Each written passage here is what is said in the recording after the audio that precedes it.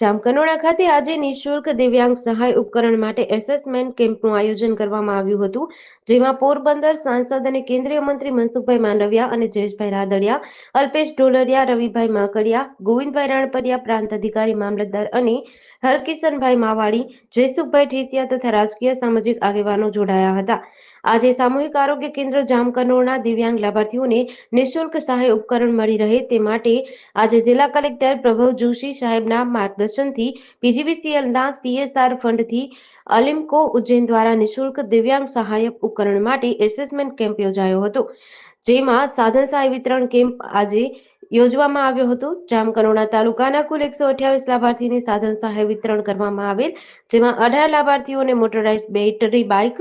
35 લાભાર્થીઓને ટ્રાયસિકલ, 35 લાભાર્થીઓને વ્હીલચેર, 15 લાભાર્થીઓને TLM કીટ, 66 લાભાર્થીઓને કાખ ઘોડી, 4 લાભાર્થીઓને વોકિંગ સ્ટીક, 14 લાભાર્થીઓને હિયરિંગ એડ, 8 લાભાર્થીઓને સુગમ્ય કેન, 32 લાભાર્થીને ટ્રેટાપોડ, 1 લાભાર્થીને સેલફોન, 2 લાભાર્થીઓને ફોલ્ડેબલ વોકર,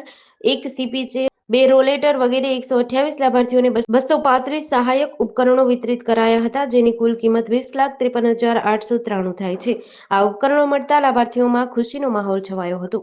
GDC ન્યૂઝ સાથે વિપુલ ધામેચા, ધોરાજી.